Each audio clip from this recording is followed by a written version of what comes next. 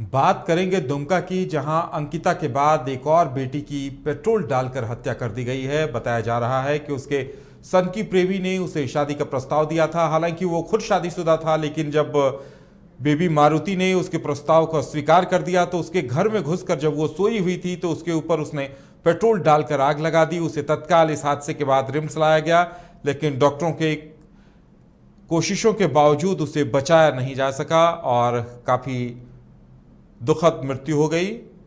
दुमका के जरमुंडी की रहने वाली थी बेबी मारुति और बताया जा रहा है कि उसके सन की प्रेमी ने पेट्रोल डालकर आग लगा दी। एक के बाद एक इस तरह की घटनाएं दुमका से खासकर सामने आ रही हैं, जो पूरे कानून व्यवस्था पर भी सवाल खड़े कर रही हैं। बताया जा रहा है कि लगभग 60 से 70% वो जल गई थी। इस वजह से उसे बचाना नामुमकिन सा था।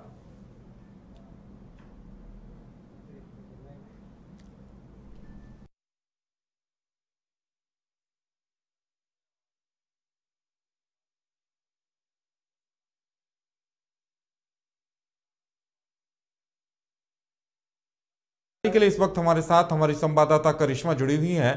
करिश्मा, वाकई ये काफी दुखद है कि अंकिता के बाद ये दूसरी घटना सामने आई है। आखिर क्या कुछ है पूरा मामला? परिजन पर बहुत बुरी गुजरी होगी जब उन्हें ये पता चला होगा कि बेबी मारुति अब नहीं रही। जी उदय, इस घटना को लोग पेट्रोल हत्याकांड 2 भी कह रहे हैं, क्योंकि इससे पहले 23 अगस्त को अंकिता को इसी तरीके से एक सरफिरे आशिक ने जलाकर मारने की कोशिश की थी।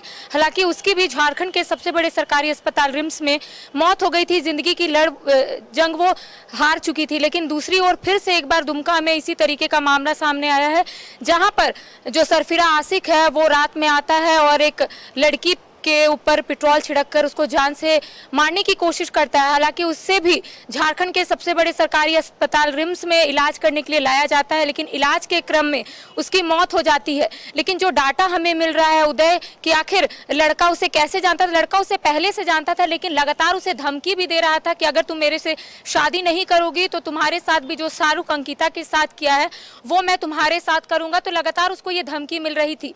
लेकिन अगर परिजनों की माने तो परिजनों का भी साफ तौर पे कहना था कि लड़की उससे बात करना नहीं चाहती थी, लेकिन लगातार वो शादी का दबाव लड़की को दे रहा था कि मेरे से शादी करो। लेकिन सबसे खास बात परिजनों ने कही है कि जो लड़का इसे लगातार परेशान कर रहा था, धमकी दे रहा था, वो पहले से शादीशुदा था।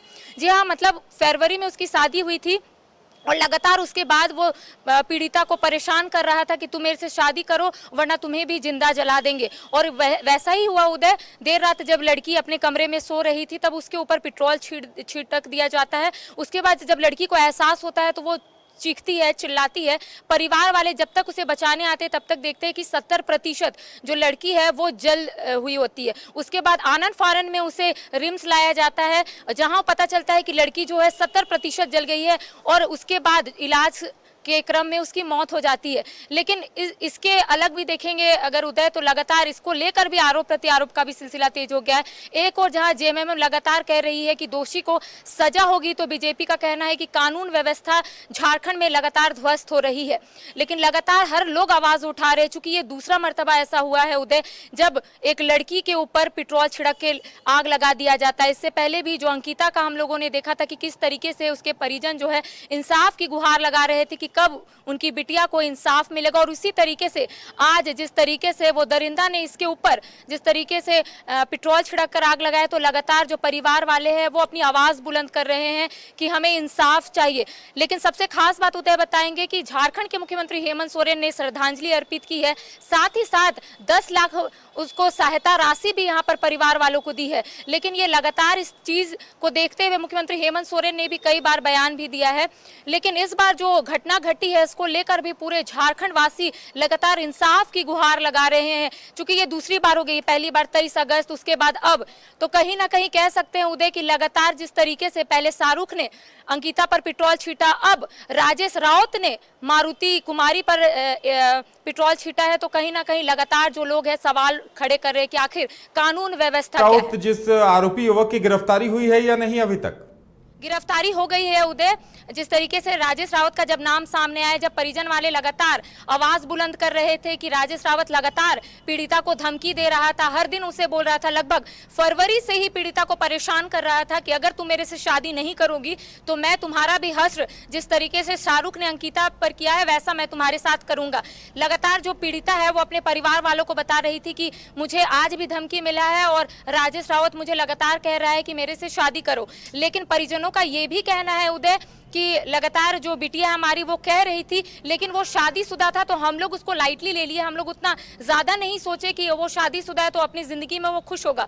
लेकिन ऐसा नहीं हुआ उदय। देर रात वो पेट्रोल छिड़क कर इसको मारने की कोशिश करता है। जब तक घर वालों को पता चलता है उदय, चिल्लाती है, चीखती है, बाहर के लिए दौड़ती है, तब तक 70% वो जल जाती है उदय।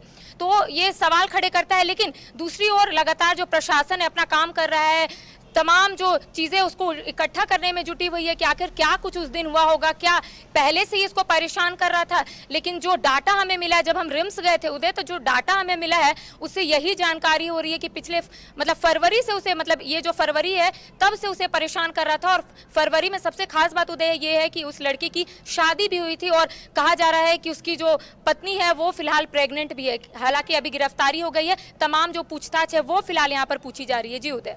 चलिए करिश्मा, तमाम जानकारी देने के लिए आपका बहुत बहुत धन्यवाद। तो वाकई में मानसिक विकृति के शिकार युवक इस तरह की घटनाओं को अंजाम दे रहे हैं, जहां शादी से इनकार करने के बाद पेट्रोल डालकर सीधे जला दिया जा रहा है। वाकई में सोचने वाली बात यह है कि आखिर ऐसा क्यों हो रहा है। पूरे समाज को इस पर मंथन करना होगा, तभी इस तरह की वारदातों पर लगाम लगाई जा सकती है।